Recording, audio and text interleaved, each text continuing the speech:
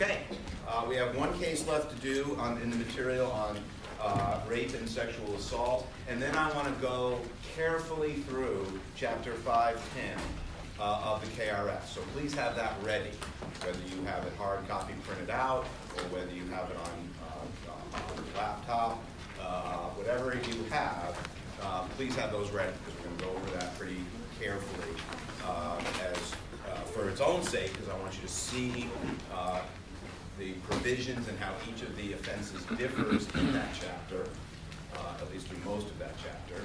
And then I also want you to get used to how you read statutes. So it'll also be an exercise in making sure you have that skill so you can read any statute in the criminal code and be able to do something of the same process. Okay? But we begin with Commonwealth against Fisher. Fisher, of course, is our defendant. What happened? Who was he, and what happened between he and the complainant?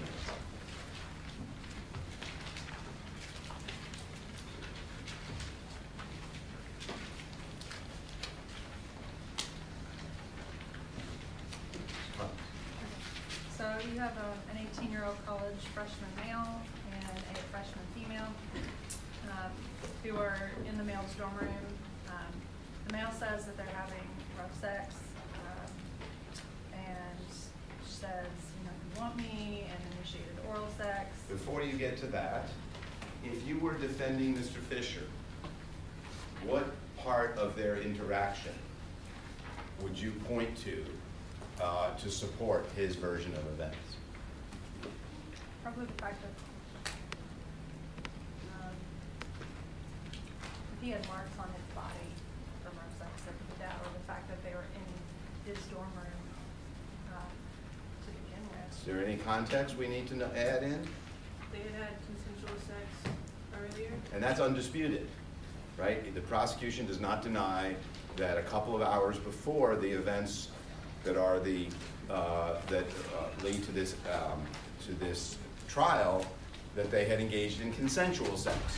So there was a relationship between them, at least some level of sexual contact was consensual, and if I'm the defense, if I'm representing Fisher, I'm going to point to that to say, look, this is part of an ongoing relationship, and that adds to the context. That adds to the context from which he could have believed that, and if he testifies about what was the nature of that contact, how it went, that supports his idea about what their relationship was like, what their sexual relationship was like. Okay, but what happened later? So later they separated and they went with their respective friends separately, and then met up 2 hours later back in the male's dorm room. And so they end up back in his dorm room, and their version about this encounter, as the case puts it mildly, understatedly, was grossly divergent. What was their, what did the complainant say happened when they got back in the room? She said he locked the door, pushed her on the bed, straddled her, held her wrist above her head, forced himself into her mouth, said, "I know you want it, and nobody will know where you are." She tried to warn him by saying somebody would look for her and would find out, and she had a mandatory seminar, and she repeatedly said she didn't want sex, but then he blocked her path when she tried to leave, so she kneed him in the groin to escape. Now, Ms. Clements, since I made her be the defense, can't be the prosecutor, right? That would be A, ask you too much, and B, be a conflict of interest, and she'd probably get disbarred before she ever passes the bar. Okay, so I need somebody to be the prosecutor. If you were going to select, as the prosecution, one fact that Ms. Clements just related that would be the point you would want to emphasize, or that you would be sure to stress in your case, what would that be? What would that be? When she said no, he said no means yes. She said no, right? There's no dispute that there is a no here. So this is not a case the prosecution can say in which there was ambiguity, or in which the issue, the dispute is whether the law should require affirmative consent, right? There was silence, and the question is, well, should the defendant have gotten affirmative consent? There was no here. And he just basically ignored it, and he says it was part of that no means yes. It was part of his, at least alleged, belief, and so that is a key part of it. Okay. So what happened, Ms. Clemens, when, as Fisher puts it, she convinced him that she honestly did not want to have sex with him? Well, he says when she said that, no, honestly don't, that's when he stopped trying to engage in oral sex and got off of her, but he continued to kiss her and things and said she enjoyed it and responded to it positively, and then said that she later got up to leave. He touched her thigh, and then she got very angry, said she was getting kissed, and then left before he could rearrange himself and walk her to class. Okay. So now I need a judge, right? We have prosecutor, we have defendant. Is there any evidence, Judge, supporting either of these very different versions of what happened between them, right? Any from a neutral perspective, is there any evidence that you might point to that might support either version?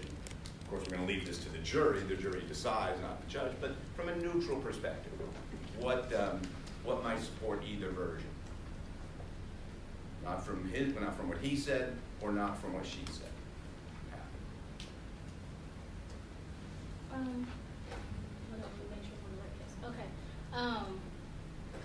They found evidence of sperm on her sweater. Where or how? I didn't know where they got it from, but I guess they did an investigation and they found. Why did they do an investigation? Because she reported it. She reported it, and what did she do after she left, or after this encounter between them? She was treated by medical personnel. And So, then- right, she sought treatment. There was contemporaneous action on her part. Tends to support her version, at least, of what happened. We're going to get into his belief, because the mens rea here is the issue in the case, but her version of events is supported by her subsequent actions. She also told friends, or the friends saw her as the case puts it, as nervous, shaken, and upset after the incident. Okay? So that's testimony, evidence that you can elicit as the state that says, look, this was really what happened. Her version of events is really what happened. Is the defense's position about what quote-unquote really happened their main positions? Clemens is shaking her head at me. Why are you shaking your head at me?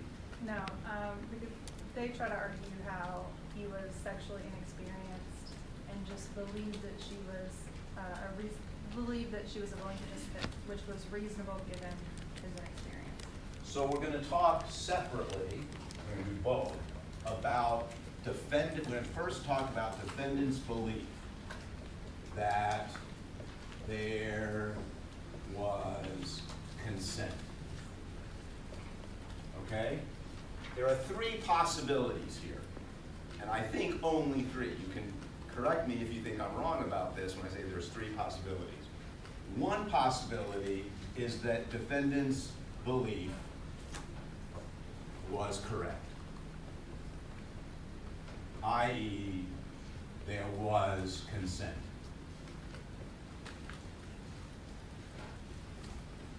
Okay? That's one possibility.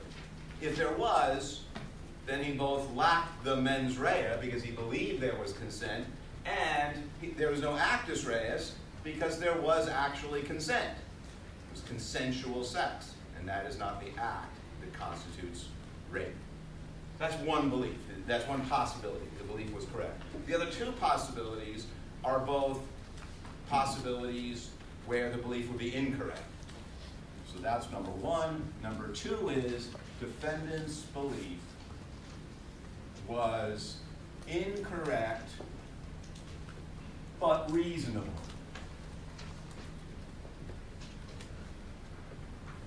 Right? There wasn't consent, So i.e. no consent. Unlike possibility one, there was no consent. So there was a mistake, but it was a reasonable mistake under the facts. What's the third obvious, I hope obvious, possibility? Someone? It was incorrect and unreasonable? Defendant's belief Yeah. was incorrect and unreasonable. So they're still the same as that, no consent. Defendant was wrong, believed there was consent, and the belief was unreasonable under the facts. Okay? If you were arguing for the defendant, what would be your first position? The position you would hope that the courts would adopt? Well, I was just gonna bring up the fact that, they met up again later, and it was in the appellant's dorm room, again, so maybe that. I'm not even worried about the application to this case. I will worry about it in a minute. Right now, I just want to keep this in the abstract. If you were going to argue in general for a rule that would be pro-defendant, that would be favorable to the defendant, what would be the rule you would most want? Thought there was consent. I'm sorry? Thought there was consent. I don't know. When it comes to belief, what rule would you want? That you had to be acting purposely? No, that's not what I'm getting at. Try again. That belief frees you from guilt? Frees you from, and does it Culpability? matter whether it was reasonable or not? No. No. You. Any belief that you had consent should be a defense. Okay. So that's the defense's ideal position. What would be your fallback position? That the defendant belief was correct. No. If the belief was reasonable. Yeah. Not that the belief was reasonable in terms of what the rules should be. In terms of what the rules should be. I don't care about the facts of the belief in a particular case was correct. That reasonable belief. That only a would- reasonable belief is a defense. The Yeah. first thing you would say to the court is, Judge, any belief that there was consent should be a defense. But if you don't buy that, at least if it was reasonable. So instruct the jury not to convict. I hope you'll instruct the jury not to convict if they conclude that my client believed there was consent, even if it was unreasonable. But at the very least, instruct the jury that if there was a belief and it was reasonable, that should be a defense. How could you argue to the judge that you should get the more extreme position? You should get a defense even for unreasonable beliefs that there was consent. What would your argument be? And this is by way, and for those of you who thought you'd left the box exercise behind and would never have to encounter those legal issues again, I got bad news for you. Here we are again. Right, Mr. Webb? Because they lack the mens rea. They lack the mens rea. So what rule would you state, general rule, that would then apply to this? It's a possibility. It's an impossibility. Well, it's not impossible if there actually was no consent. The crime could have been committed, but you have negating mens rea. I mean, keep up with that. How do you decide what is it that negates mens rea? The defendant's belief as to, in this case, it's consent, but more generally, Is it a crime or not? Fact, a mistake of fact? use the modern rule. You know what Oh, the I don't like. circumstances, what you believe them. The attendant Yeah. circumstances, right? This is an application of that rule we had from the MPC. You look at the attendant circumstances as the defendant believed them to be. And under the attendant circumstances as the defendant believed them to be, you would argue to the judge, even if the defendant was unreasonable, it would not have been a crime. And therefore, he lacks the mens rea, just as we talked about in the box exercise. Right? The mens rea would be negated by this mistake as to the attendant circumstances he believed them to be. There was consent, therefore he did not believe or intend to or know, depending on the mens rea, that he was engaging in unconsensual non-consensual sex. Okay, so that's your argument. Your argument is the mistaken belief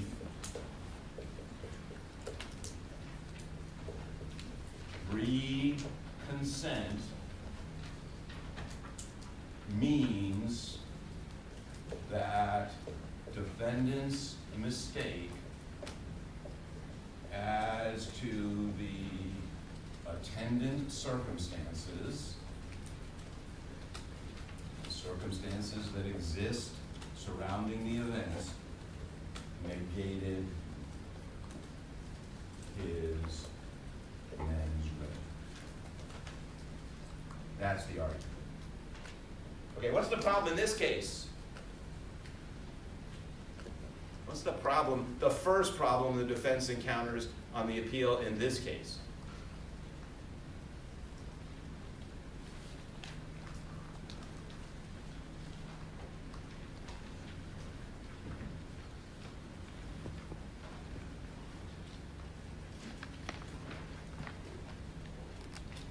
Oh. She said no, so it. No, I don't, no, that's not the first problem. There's a sort of a first obstacle before you ever get to that. He's saying that they provided ineffective assistance, Why? and failing to request a jury charge. on- Right, I said you would ask for this jury instruction, right? That the defendant's mistake, it negated his mens rea, but the lawyer here didn't ask for that. That's the first problem. You can't raise, the general rule is you can't raise an issue on appeal if you didn't raise it at trial. So if you didn't ask for the jury instruction here on this issue, you can't say, well, the judge should have given this instruction and say that was error, and that's a reason to reverse the conviction. So since they didn't raise it below, didn't raise it at trial, what do they have to argue instead? You just said it.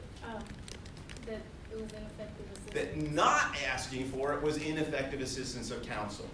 And that's a lot harder row to hoe.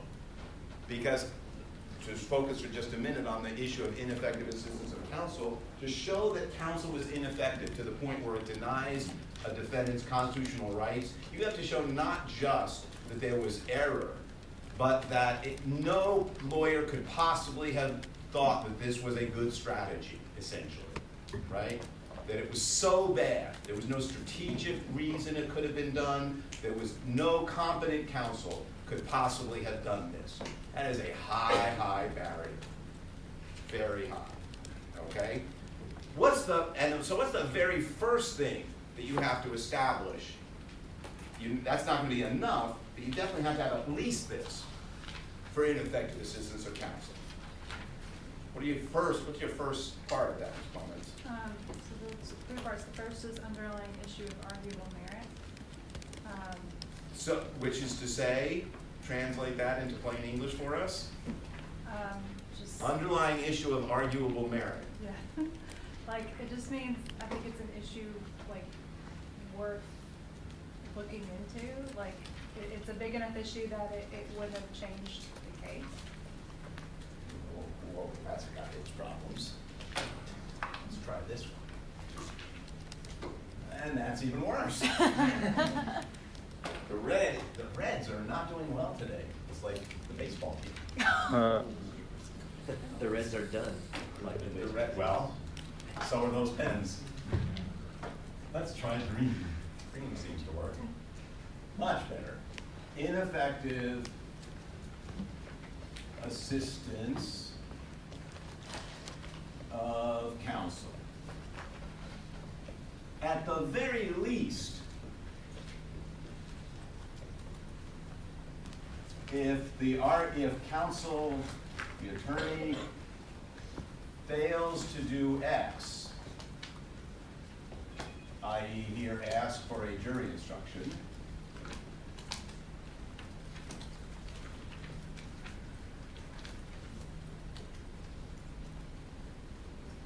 the instruction you're saying he or she should have asked for must have been right. or an issue of arguable merit. That'd be right, right? It may still be that even if it was right, that's not good enough to make it ineffective assistance of counsel, because maybe there was a tactical reason you didn't want the jury to think about that issue. So yes, it would have been a correct instruction, but a reasonable lawyer might have decided, no, let's not focus on that. It's a bad issue for our case. But at the least, it has to have been right. Because you don't even get beyond that if it turns out, well, he didn't ask for the instruction because it was wrong. Oh, right? That wouldn't be an effective assistance of counsel. That would be being a good lawyer. So we have to ask, would this have been a correct instruction in the circumstances of this case? Okay? And in one word, how do we know that this would not have been a correct instruction? Who can give it to me in one word?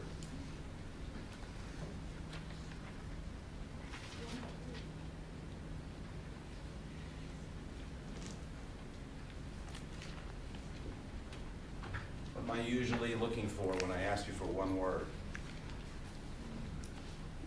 Not bird. What? Nothing. Mumbling. What's one of the few things you can express in one word? What? You guys are gonna have to speak up.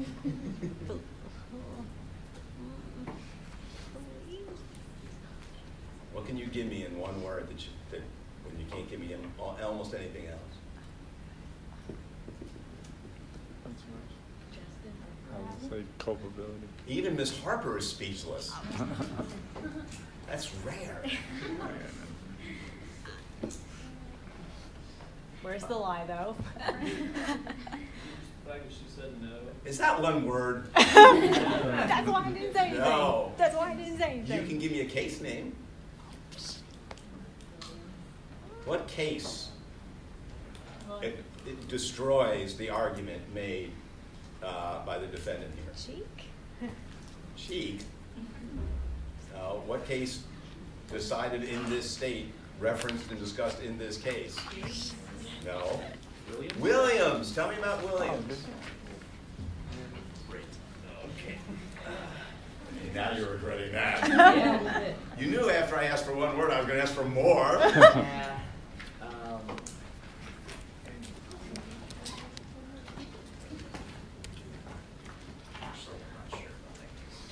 What had the court said in Williams that makes Fisher's argument about the argument about a belief go collapse?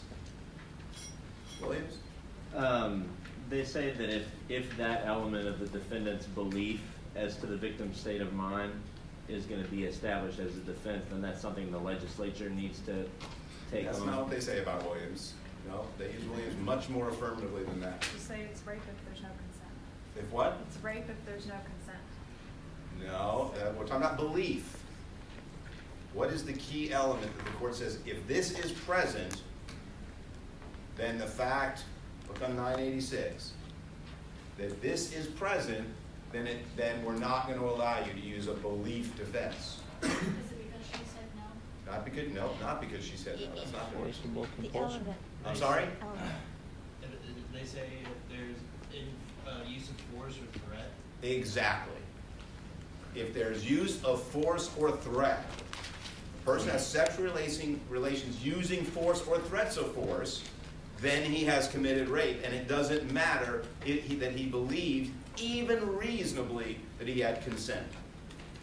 Right? In other words, the court is saying, look, don't come claiming anything about your belief if you use force or threats. If you use force or threats.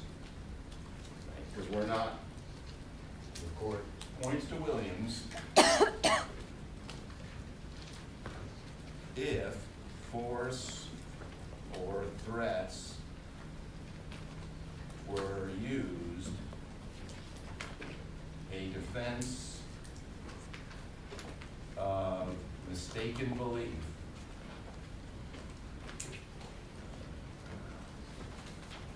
is unavailable.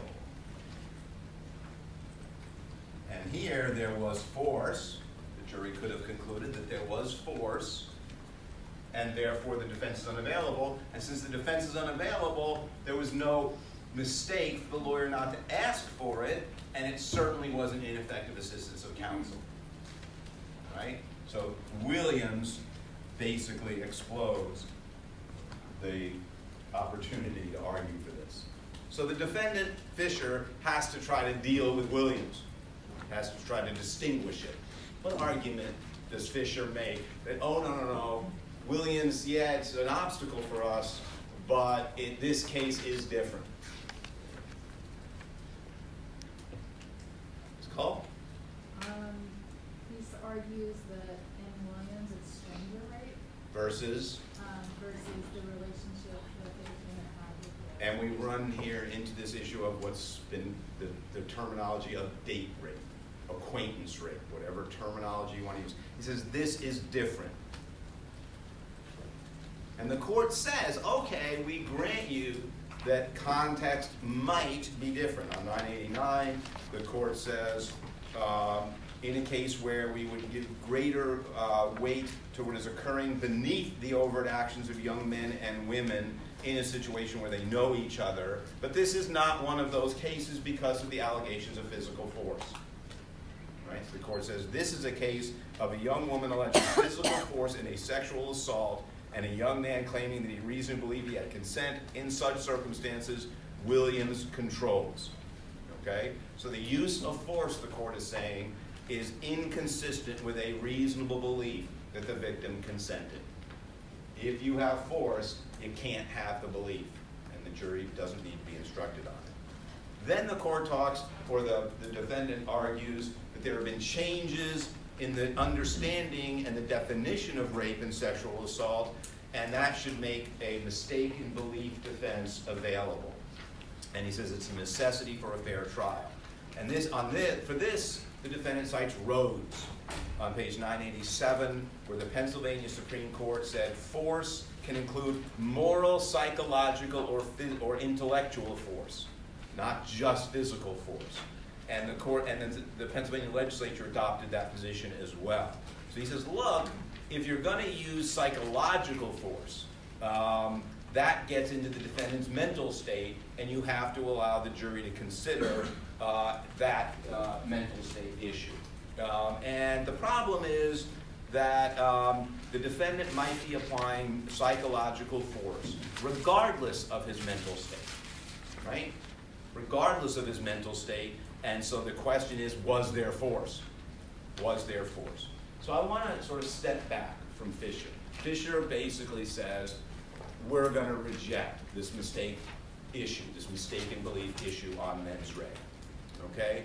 I want to suggest to you that ultimately the question about what we should do with this mistake and mens rea issue is to recognize that it all comes down to how we value and weigh the respective rights at issue here.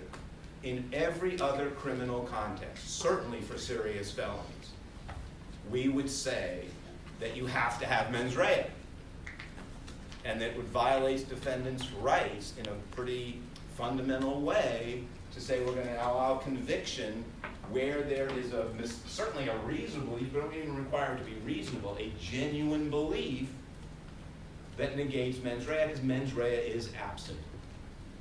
Okay?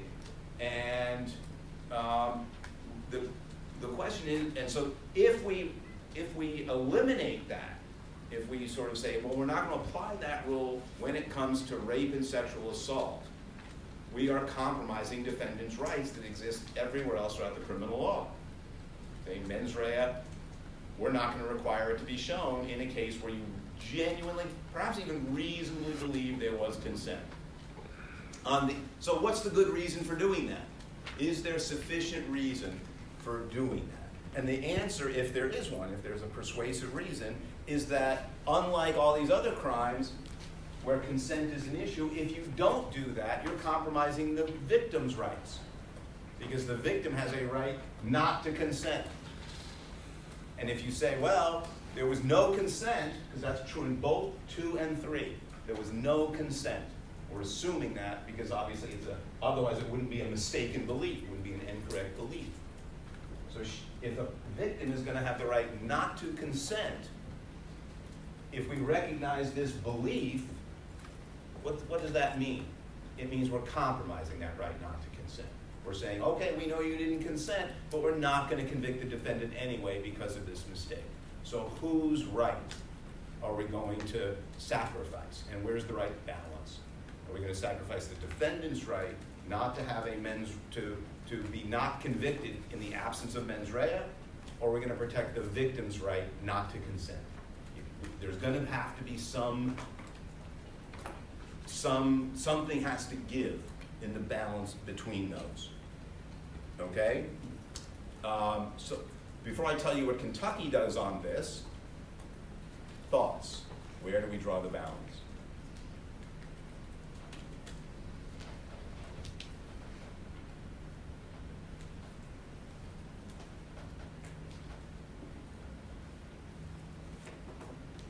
Everyone see the dilemma? Well,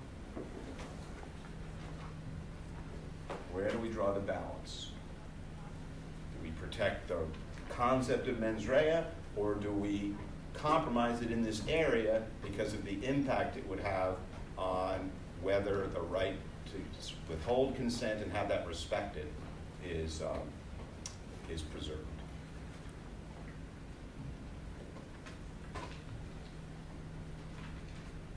You guys are quiet today. What's going on? What? Yeah. You're fried by property? You were doing future interests. that's just a tough question, though. That's no excuse. Speak for yourself. Future interests. Piece of cake.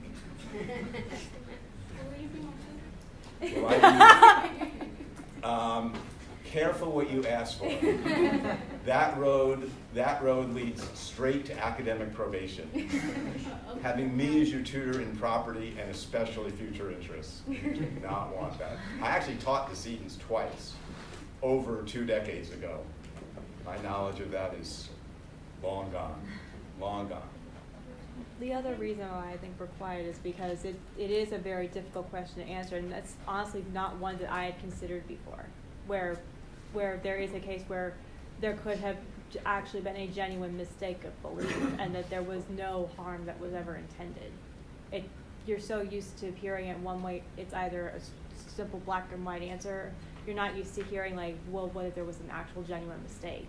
Well, remember, one of the reasons I want to dwell on this a little bit is because I want to reinforce this idea that it is hard about the issue of mistakes and mens rea, right? Because it was something that tripped some of you up on the box exercise, and now we see it applied in this specific crime. But it's true across the criminal law. I want to reinforce that idea. This is a special area in which the application of it raises other policy concerns about the effectiveness of how we deal with and whether we can prosecute successfully rape charges, because it's an obstacle that is unique in its application here. Ms. Clements, you had your hand up. Yeah, I think we have to go and then we have to ask, does each party have a duty to make sure that they do have consent? Because if you say that you don't have a duty to really ensure that, then yeah, it's easy to say, oh, well, it was a mistake, I didn't know. But if the male and the female both, or 2 males or 2 females, or whoever, if they have the duty to make sure that the other person is a willing participant, then you don't have this mistake. So how does that translate into what the rules should be as to mistake? Your point is very well taken, it's very thoughtful. What do we then do? How should that, if that's the concern, if that's the priority, how do we then translate that, or how does it affect what we would do on this rule? Sign the contract. I feel like you say there is a very rare would happen that there would be a mistaken belief, but I feel like you almost say like a mistaken belief is not an excuse here because you violated your duty to make sure that you had consent. If our goal is to incentivize we might want to require, but let's say at least want to incentivize people to obtain affirmative consent, clarity, in other words. One of the ways we could do that, I'm not saying we should, I'm saying it's an argument in favor of this outcome, would be to say, look, we're not going to give you a defense on mistake, right? So you better be sure. What does that equate to? Strict liability. You better be sure, because if you're wrong, we're not going to give you any defense based on your mistake, so you better be right. That would certainly incentivize making sure, and that would lead, at least increase the number of cases in which there is clarity. Webb? I think for the specific case of rape, the crime of rape, I think you have to be more lenient about mens rea because of the situation, kind of like what the court talked about here. I wouldn't go so lenient as to say that there has to be an affirmative duty upon each party, because I think that's, like you said, strict liability. I think that's a little harsh. But I think if you look at like 2 and 3 on the board, it's unreasonable that your mistake, was made. And I think it's fair to say that that person could be held as guilty. Well, I'm going to tell you what Kentucky says, because we do have to move on. There's 2 cases that you want to know. The first is Jacobs versus Commonwealth. And the citation of that, if you want to look it up, again, if I give you a case, you only need to know what I tell you about it in class, but if you want to look it up for your own understanding, that's great too. Jacobs versus Commonwealth, and the citation is 58 Southwest 3rd, 435. 58 Southwest 3rd, 435. And that's from the Supreme Court of Kentucky, 2001. And there, the defendant argued that there had been an error at his trial, where the trial court refused to give an instruction based on an unreasonable belief. Okay? An unreasonable belief that he claimed was a mistake when it came to consent. And I'll tell you how unreasonable belief it was. He claimed that he believed the victim, because the victim was a prostitute, she had consented to be sexually terrorized and kidnapped. Okay, that's your quintessential paradigm of an unreasonable belief as to consent. Okay? But he said, but if the jury believed it was genuine, yes, incorrect, yes, unreasonable, but genuine, I still lacked the mens rea, because I thought it was consensual. The Kentucky Supreme Court said, no, you do not get a defense for unreasonable beliefs, and the jury did not have to be instructed that it should consider an unreasonable belief as negating mens rea. So Jacob stands for the proposition rejecting unreasonable mistakes as to consent in Kentucky. What does that leave us with the possibility on? Reasonable? Reasonable beliefs. Well, that question is still open. In a case called Day versus Commonwealth, and this is from the Kentucky Court of Appeals, not the Supreme Court, and the citation on Day is 174 Southwest 3rd, 496. 174 Southwest 3rd, 496, and that's from 2005.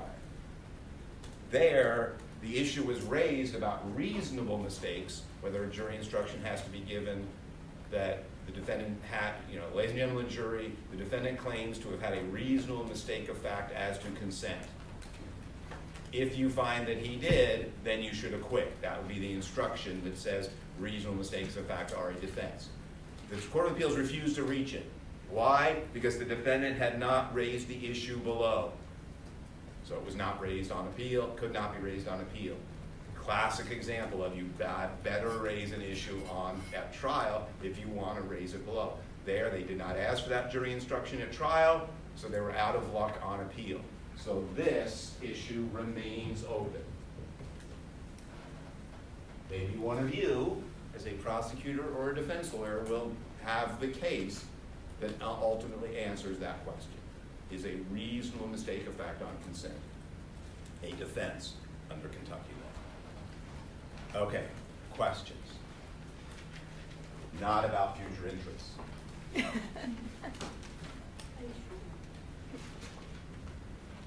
All right, that brings us to the statute. I want you to take a look at 510.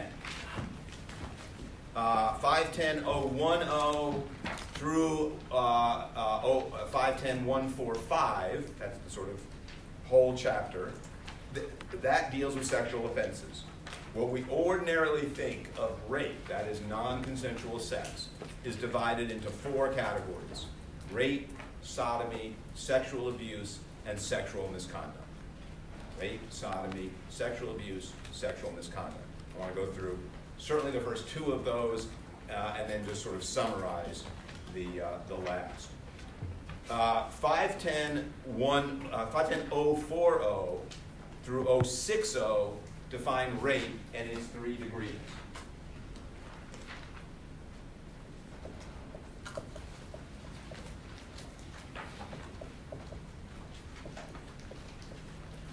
This is first degree rape. This is second degree. And this is third degree. Okay?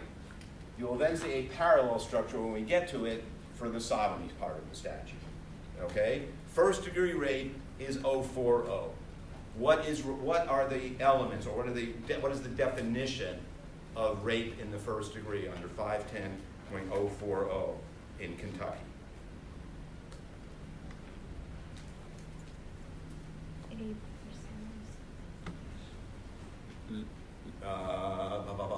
Ms. Allen. He engages in sexual intercourse with another person by forcible compulsion. That's one possibility. That's in under A. Right? Because there's 2 definitions. One is forcible compulsion, and the other is With a person who is incapable of consent. incapable of consent. Why? Because they're physically helpless or less than 12 years old. Okay? So you have 3 options basically. Or you can say 2 options, and the second one has 2 sub-options. Right? Forcible compulsion or incapacity to consent.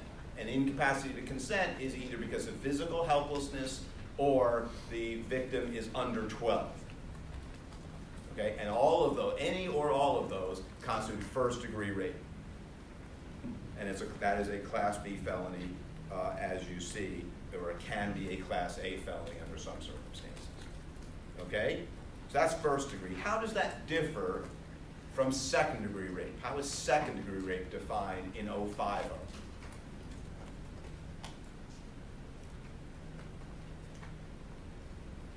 Obviously, it's less serious.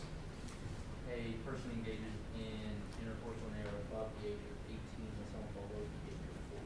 So it's defined by age. As there can be, as a factual matter, the 14-year-old or the 13-year-old, right, less than 14, say the 13-year-old, might have said, I consent. But the law is saying we are ignoring that. That is legally a nullity, because we do not recognize that as valid consent. Okay? So we will treat that as rape despite any factual attempt to give consent. And so with that age difference, 18, above 18, or 18 or more, and under 14. That's one possibility. That's second degree rape. What else is second degree rape? Incapacity again, except this time it's mentally incapacitated or someone who is incapable of consent because he or she is an individual with intellectual disability. Okay? So that has nothing to do with age.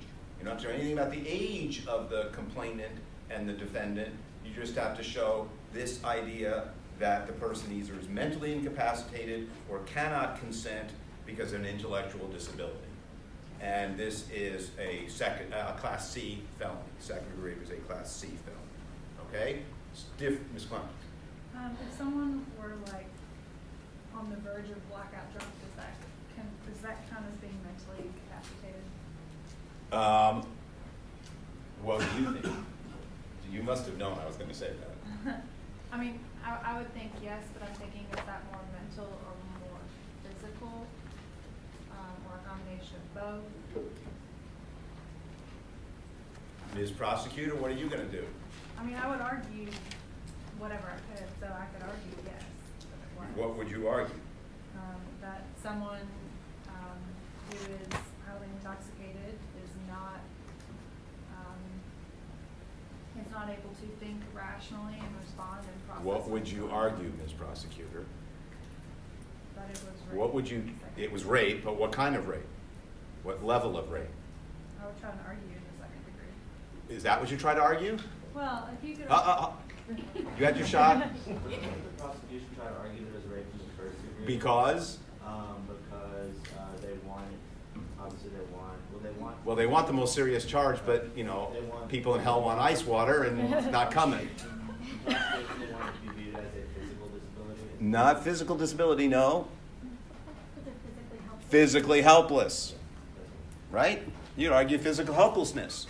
You might, in the alternative, be willing to plea bargain it down based on mentally incapacitated, but you're not going to start with that, right? Good prosecutors start with the most serious charge they think they at least have that is reasonable, that the facts might support, and then, oh, well, okay, yeah, maybe that's mentally incapacitated. We can talk about that. Are you willing to take a plea to that, defense counsel? Right? So that's what I would do as the prosecutor in that situation. I charge first degree. I wouldn't start with the lower offense because there's nowhere to plea bargain down. And what incentive does the defendant have to go to accept the charge you've given? Right? So if the facts might support either of two charges, and sometimes there's overlap, sometimes the fact could go either way or both, go with, from the prosecution's point of view, be more aggressive. Yeah. Is this a case where you would like try and charge both things? Remember, You could, if you have a situation in which you can show that the victim was intoxicated, and that the defendant knew that the victim was intoxicated, etc., did not even try to elicit consent, let's say. The defendant might have tried and took advantage of the fact that the victim was incapable, but let's say didn't even try. Would you charge both in that fact pattern? Yes, you might, but would you? What did we say was sort of the principle you would use to decide whether to A, go with only the higher charge, or B, charge both? What's your sort of general principle that guides that decision? And then we'll try to apply it to this case. Anybody remember this? Isn't that you're trying to prevent acquittal? You're trying to prevent acquittal? Well, yes, that's certainly true, yes. If you think you have a really, really good chance, you'll just charge more. If you think it's so-so, you Right, because if you really think you have a strong case and the jury's not going to acquit, then you just go with the higher charge because you want all or nothing, because you think, oh, the jury's not going to do nothing, so I'll go for all. If you think, maybe not, I'll give myself the out because I don't want the jury to pick nothing because it's not as strong a case, I'll give them the out. All right, if that's our principle, how does it apply here? I would try and charge both. Not me, but that's okay. That's okay. Seriously, you can see the same facts differently, and it's a judgment call. Why would you charge both under those facts? Even here there was discussion if being drunk is physical or mental, and so I would think that the jury would deliberate just like we would, and then Perfectly reasonable. I would try and charge the higher charge for physically, and then if that was Perfectly reasonable to say, I'm not sure the jury will see it as physically helpless, so I want to hedge my bets and give them both options. My view is a little different, but again, this is judgment. You have to sort of make a call. My view would be, if the jury knows it can be either, then they might have doubts whether it was physically helpless. But if I only charge first degree, all they're going to ask themselves is, was she physically helpless? And they're going to answer that question, I'm confident under those facts, yes. All right, so I don't want to introduce the doubt that might lead them to the lower charge. But again, there is no one right answer. As often with lawyering, you will find you have to use your experience, you have to talk to your colleagues, you have to look at the specific facts which differ from case to case, and sometimes one little fact might introduce a seed of doubt or remove the seed of doubt that leads you to go one way or the other. So there are no absolutes. There are only judgments you have to make. So as you get more experienced, you will be able to make those calls. You will make those calls in one way or another, and your personality will affect that. I know that seems kind of ridiculous, maybe, but among some of you may be more risk averse. And being risk averse, you don't want to make that all or nothing gamble, especially not with someone's lives and someone's feelings of justice having been done, right? Others of you may be more the high stakes gambler type, and your personality will affect how you lawyer. Don't pretend it won't. Okay? So again, I want to stress these are judgment calls. The key is, can you make a good argument? Can you explain your decision in a way that is reasonable? If two individuals, both with an intellectual disability, have sex, does that fall under rape in the second degree? What is it just having intellectual disability? What does it say about somebody with intellectual disability? That they are incapable of consent. So it's not just that two people have intellectual disabilities or one, it's prosecution would also have to show, if you decided to bring that the person is incapable of consent. So, and that's not always going to be true. So automatically having a mental disability doesn't mean that you're incapable. No. Being intellectually disabled, the term used to be mentally retarded. Thank goodness the Kentucky General Assembly just a couple of years ago changed that throughout the statute, right? So it is definitely not the law that somehow because you have an intellectual disability, you are presumed to lack the capacity to consent and to have a sexual life. So that's why that's in the statute, is that, okay, it's not just that you have that, it's that you have that and you are incapable of consent. So, I saw a really dumb posting on Facebook after the Kavanaugh thing that said, if a male and a female teenager are at a party and they're drunk and they have sex, then the female can claim rape, and so now I'm afraid for my little boy in his future. So, in that case, that doesn't fall under this at all, because you can't have two people incapable of consent having sex at the same time. Is that accurate, or is that, under the law, or is that?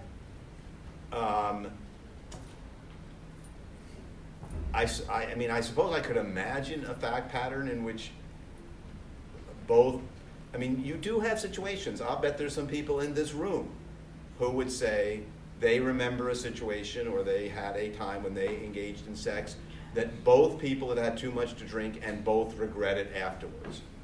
And from the law's perspective, neither one would have been capable of giving consent that we would recognize. Is that impossible?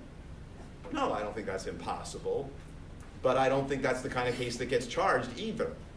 The law is not so blind to human interactions as to charge situations in which that's the case. The prosecutors bring cases that they believe they can win. And they believe cases in which there is usually one person who's being intoxicated is the basis for the other person taking advantage, not the situation where both people are like, I can't believe what I did last night. I would never have done that if I hadn't been intoxicated. So if somebody brought a charge, or somebody went to an attorney with that and said, I think I was raped, it could go both ways. Both parties could say that about the other equally, and then it would just kind of be. In theory, but I think it's more that those cases just don't get brought to prosecutors. Okay, all right, we gotta go through this statute. All right, so that's second-degree rape. What about third-degree rape? How does Kentucky define that?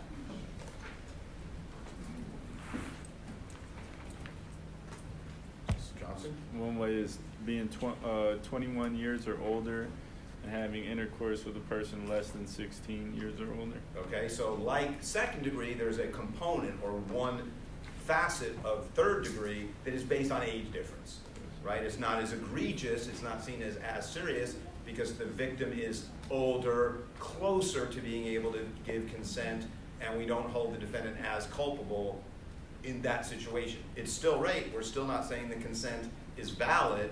We're going to nullify it legally, but it's a less serious form under those circumstances. What do B through D all have in common, in general terms, under third-degree rape? Personal There's a relationship component, there's a component about a relationship, What about the relationship? What is common to all of them? like a position of authority. A position of trust or authority that is abused, right? In B, it's a person where somebody's providing a foster home, as defined in another section of the KRS. In C, it's a person in a position of authority or special trust with a minor. And the third, or D, is a jailer or an employee or contractor vendor in the Department of Corrections. All these are positions of authority or trust, and that trust is abused. Are you looking at a paper copy of that? Mm-hmm. Because I think they updated that this year in July. Oh, what am I Because what missing? you read as B, C, and D online is D, C, D, and E, and there's a new B. What does B say?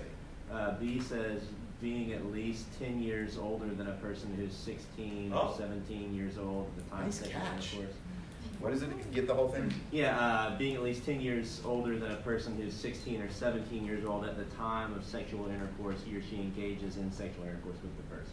I will update my notes. Sure, yeah, I think it was Thank you. July that Okay, came yeah, into effect. that can happen sometimes if I print out from what's on my hard drive. Okay, good, that's good. But still you have the three we mentioned. Those haven't changed, and we have the additional one Mr. Williams gave us. All right, I want to move on. Gotta get through this. How does this, so now we move to sodomy. How does all the degrees of sodomy, what differs from all the degrees of rape? And here we're talking 510, 070, 080, and 090, right? So that's,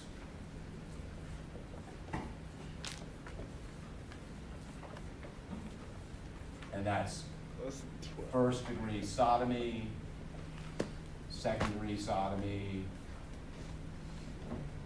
and third degree. Okay, what's the difference? What's the key difference? In sodomy, they talk about deviant sexual intercourse, As opposed to just regular sexual intercourse. regular sexual intercourse. And how is deviant sexual intercourse defined? Where do you look for all the definitions of all the terms in chapter 510? Very beginning. I'm sorry? At the beginning of one. At what? Beginning. At the beginning, all the definitions are in 510.010. So you look back there, and what does it say about deviant sexual intercourse? Cannon? Involving sex organs of one person in the mouth or anus of another. Okay, so oral sex or anal sex, as opposed to vaginal sex. So that's how sodomy differs. Otherwise, each of the degrees parallel what's in the rape statute, right? First degree, for example, you have deviant sexual intercourse with another person by forcible compulsion. That's the same as 040. Or someone who's physically helpless, someone who's incapable of consent because they're physically helpless or less than 12.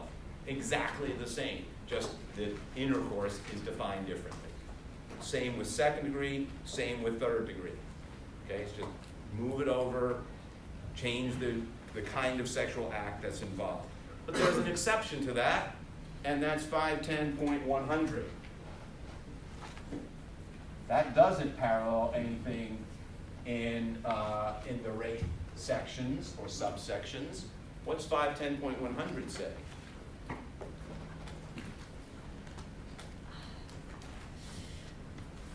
Says a person is guilty of sodomy in the fourth degree when he engages in deviant sexual intercourse with another person of the same sex. And what about that one? Right, no element of age difference, no element of position of trust, no element of force, just same-sex sexual acts. Anybody know? Special word of the day prize, extra word of the day prize. Who can tell me what's going on with that? They're trying to outlaw gay sex. I'm sorry? They're trying to Well, outlaw. yes, I know that. Well, They're trying. Have they done it? They did, but it got overturned. It got overturned. There you go. Very nice. Right? And when did it get overturned, or by whom? By by the Supreme Court in 1998, I think. I think that's the year. Who do you mean? I think it was the United States Supreme Court. Oh, so close. Before Lawrence, which was 2002, Lawrence was the case that did this nationwide. It said sodomy laws that criminalize same-sex sodomy are unconstitutional as violations of the fundamental right to privacy. But before that, in 1995, the Supreme Court of Kentucky, in a case called Wasson, W-A-S-S-O-N, versus Commonwealth, struck down this provision as a violation of the Kentucky Constitution's right to privacy.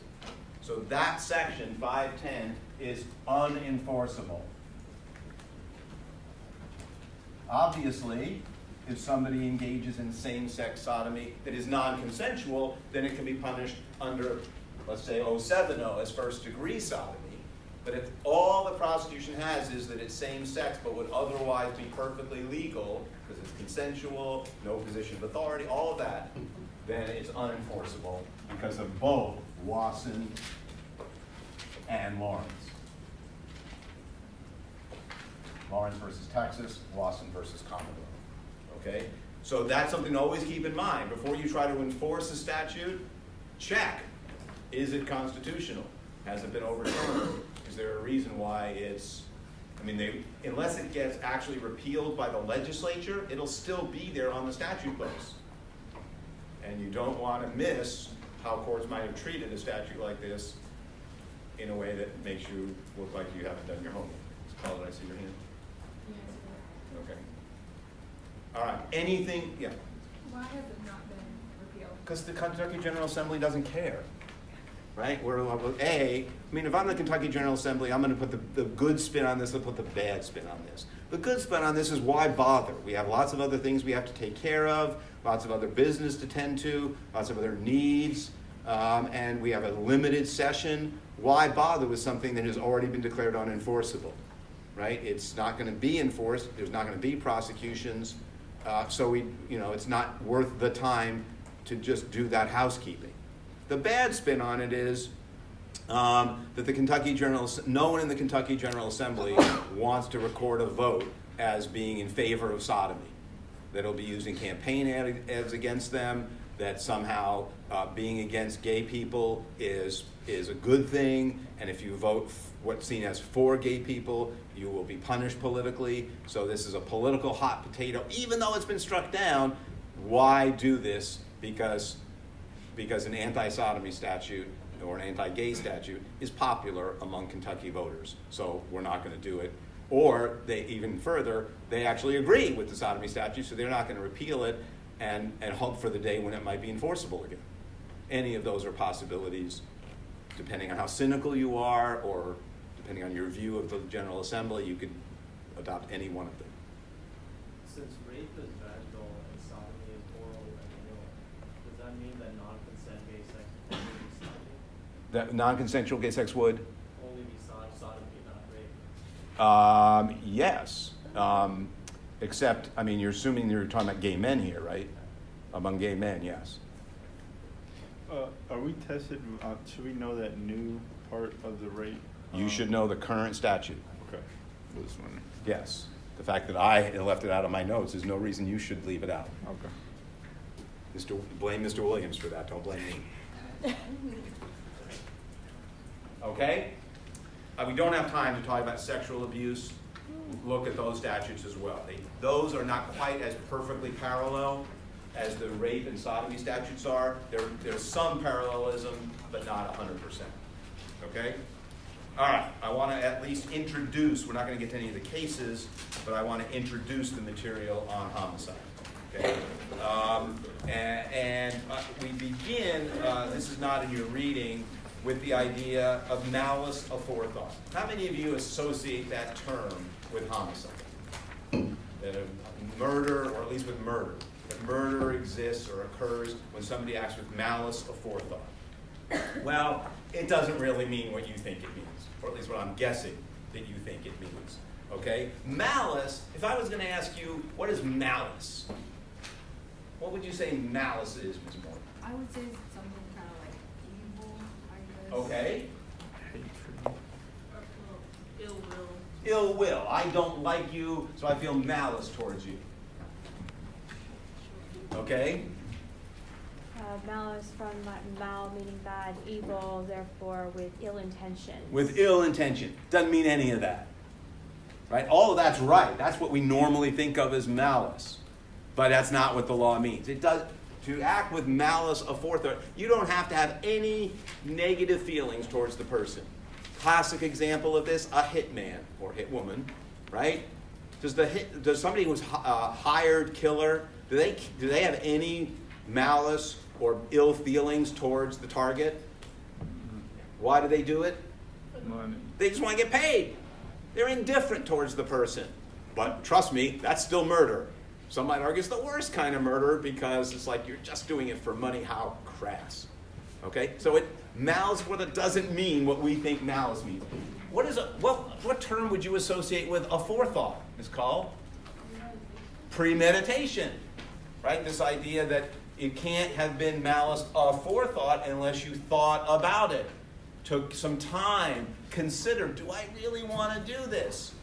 Well, there's two problems with that. First, a lot of places don't require premeditation and still call it murder.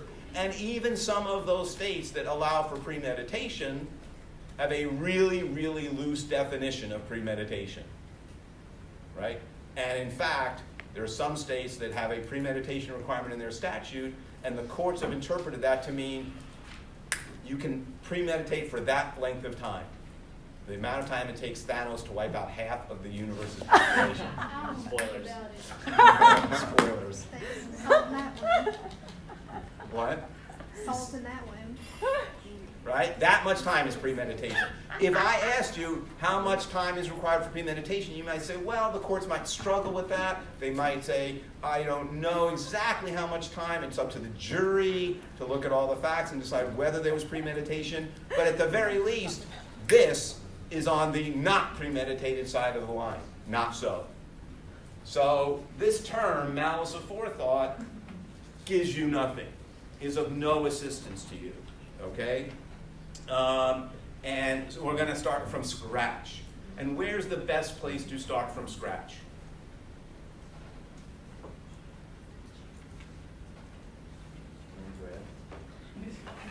That's a very good guess. I like that. But even before you get into concepts like mens rea, where are you going to start with trying to understand what constitutes murder, what constitutes manslaughter, what constitutes reckless homicide? Where do you want to start with that? Intent to kill. Well, that's mens rea. No, it's called? The statutes? The statutes. Yes. I suspect Mr. Webb to say that. But yes, right? You start with the statutes. And just like we finished with the rape sections with the statutes, we're going to start with homicide with the Kentucky homicide statutes. I want to sort of use that as our foundation to then consider the cases, and we'll sort of then use that to look back and say, well, what did Kentucky say about that when we look at the Kentucky homicide statute, right? So in Kentucky, the homicide statutes, we know that 507, we were in 510, now we're in 507. 507.020 defines murder. .030 defines manslaughter. Just manslaughter? In the first degree, right? So unlike murder, manslaughter has degrees in Kentucky. So 040 is manslaughter in the second degree, and 050 defines reckless homicide. Let's just talk about murder first, and I think that's when we'll break, okay? It's the 507.020, okay, is very much like, by the way, the New York penal law's definition of second-degree murder, but it's just murder in Kentucky. So when is a person guilty of murder in Kentucky? Or what is required? Or the two definitions of murder?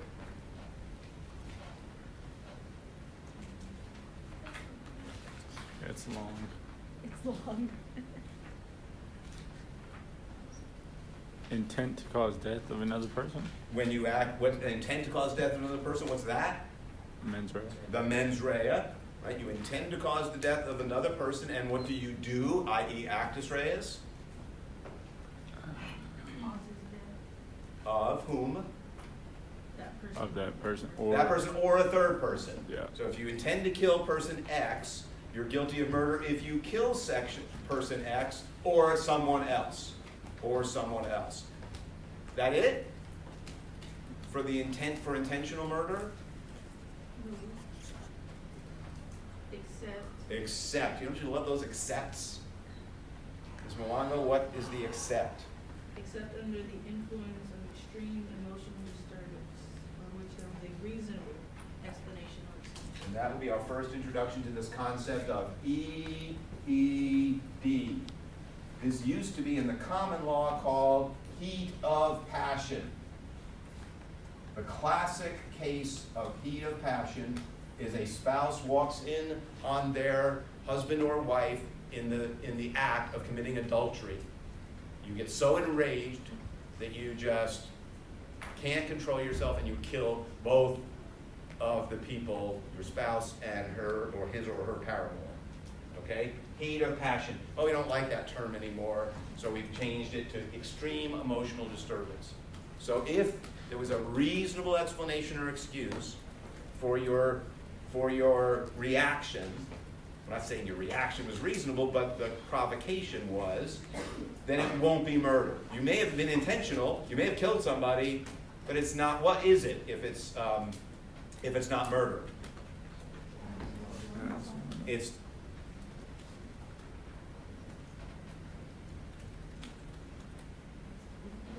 Willie. Voluntary Does the term voluntary manslaughter appear anywhere in the KRS? No, it's in the case for All right, we'll leave that question for another for Wednesday, and we'll also leave B. We're at time. We'll leave KRS 507.020B for another time for Wednesday, and pick up there. Wait, what was the word of the day? Oh, no one said the word of the day, and the reason no one said the word of the day is because it was in the first murder case. All right, so I will raise hands. Raise your hands. Hold on. Raise your hands if you think you know the word of the day. Car keys. Who did not raise his hand? Who just called out dentist? Wow. Who did that? Huh? Oh. I know what the word was. No, I want you to tell me who that was. Okay, so Mr. Baker is responsible for no one getting the word of the day.